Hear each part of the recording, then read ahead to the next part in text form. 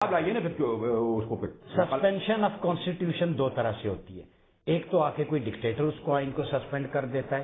دوسرا طریقہ آئین سسپینڈ تب ہوتا ہے کہ جب فلاٹ ڈیموکریسی ہو یا ہائیبریڈ رجیم ہو. جیسے پاکستان میں پولیٹیکل سینیریو میں ایک فوگی سین ہے. الیکشن تو ہو رہے ہیں لیکن جمہوریت گراس روٹ لیول پہ نہیں. انڈیا میں بھی یہی ہو رہا ہے, ساری دنیا میں الیکشن نہیں ہو رہے تو پھر کیا ہوگا؟ دیکھیں پوری دنیا کے اندر جو 25 ریاستیں ایسی ہیں جہاں پہ کمپلیٹ ڈیموکریسی ہے, وہاں پہ رول آف لا ہے, ڈیوولوشن آف پاور ہے, گراس روٹ لیول پہ بی ڈی سسٹم ہے, لوگوں کو ڈیلیور کیا جاتا ہے. یہاں پہ فرد کی سلامتی کے حوالے سے انڈیا میں کیا ہو رہا ہے؟ وہ تو ایک سے ایک ہم تو پاکستان میں بیٹھے ہوئے نہیں. ہم نے تو مودی جیسے شخص کو اجازت دے دی کہ پرائم منسٹر بن جائے, وہاں تو اس سے زیادہ برا حال ہے جس کو آئیڈیلائز کرتے ہیں. یہاں تو اس سے زیادہ بہتر ہے میاں صاحب جیسے شرکا بیٹھے ہوئے رہا کر اختلاف ہو سکتا ہے ان لوگوں سے, ایسا نہ کریں. دیکھیں میں احترام ہے ہر شخص کا, ہر پارٹی کا ہم احترام کرتے ہیں. ہم کبھی ذاتیات پہ کسی پہ نہیں جاتے. میاں صاحب کا ایک اپنا ویژن ہے, ہم اپنے ویژن کی بات, اپنے تھیسس کی بات کر رہے ہیں. یہ جاننا چاہ رہا ہوں کہ آپ لوگ سڑکوں پر آئے کیوں ہیں؟ تبدیلی اگر چاہتے ہیں, انقلاب یا انتخاب دو ہی راستے ہوتے ہیں. ہم انقلاب ہو رہا ہے, ہتھیار اٹھائیے جائیے, پھر تھوڑی بھی ہم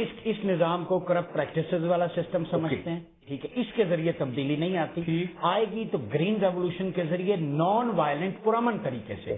اس میں آئین پاکستان کے شعور ڈاکٹر طاہر القادری نے دے دیا ہے, پولیٹیکل اویئرنیس دے دی ہے. اسی لیے ڈپرائیوڈ طبقہ, چاہے وہ مزدور ہے, تاجر ہے, کسان ہے, وہ سوچ رہا ہے کہ کوئی شخص ڈاکٹر طاہر القادری کی صورت میں آئے, لیڈ کرے اور پرامن طریقے سے ہم ایک ایسا صاف اور شفاف نظام لے کے آئیں جو لوگوں کو ڈیلیور کرے. ہوتی ہے ان کے اسٹیٹمنٹ کو کہ اچانک قاضی صاحب آتے ہیں, پھر چلے جاتے ہیں, پھر آتے ہیں, پھر چلے جاتے ہیں. عباسی صاحب, اب مجھے پتا ہے کہ آپ اپنے قائد کے حوالے سے یہ بات تو ایکسیپٹ نہیں کریں گے, لیکن پھر بھی دیکھیں جو سوال ہے ہم اسے خندہ پیشانی سے ایکسیپٹ کرتے ہیں. کوئی ایسی بات نہیں. اس سوال کو کہ آپ لوگ اشارہ نہیں, اشارہ عوام کا ہے, اشارہ ہے کس کا ہے, عوام کا ہے.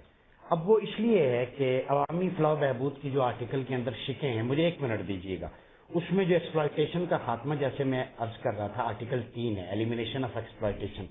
اس وقت ایمنسٹی کی رپورٹ کے مطابق اہلیت کے باوجود 6.5 کروڑ افراد بے روزگار ہیں پاکستان. نمبر 1. نمبر 2, فرد کی سلامتی, 5,000 افراد اس دور میں دہشت گردی کی بھیٹ چڑھے. ٹھیک ہے, آرٹیکل 9 میں بتا رہا ہوں. آئین پر عمل نہیں ہو رہا, آئین کی ایک سسپینشن کی ایک فارم یہ ہے. نمبر 3, شہریوں سے مساوات, ایکویلٹی.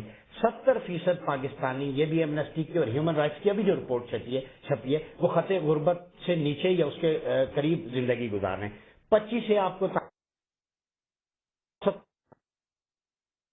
درست ہے اعداد و شمار کا, لیکن اس وقت اس میں کہ آپ کے سڑکیں روکنے سے, آپ کے دھرنوں سے اس میں کیا فرق پڑنا ہے؟ میں بتا, آپ پروسیس کا الیکشن میں آئے, خود آ کے حکومتیں سنبھالیں نا. یہ تھوڑی آپ یہ پوائنٹ کراتے رہے, وہاں پہ دستاویزات میں آپ کے عملاً آپ جو الیکشن ایک بار بس چھوڑ دی, دوسری بار میں ایک عرض کرتا ہوں. یہ آئین میرے سامنے پڑا ہے جس کے اندر سنیں نا, 213, 218 صاف شفاف ٹرانسپیرنٹ الیکشن کی ضمانت دیتا ہے. Tax evaders, bank defaulters, fake degree holders کے اب تک لائنیں نہیں لگی. اگر وہ اسکروٹنی ہو جاتی, چھلنی لگ جاتی, اس وقت ڈاکٹر طاہر القادری نے ریفارمز کی بات کی تھی. جب یہ پورا پروسیس نہیں ہو سکا تو یہ آئین جو سسپینڈ ہے, اس پر عمل درآمد کرنے کے لیے ایک نیا نظام لانے میں کون سی کا بات ہے؟ کیا لوگ 5 سال لاشیں اٹھاتے رہیں گے؟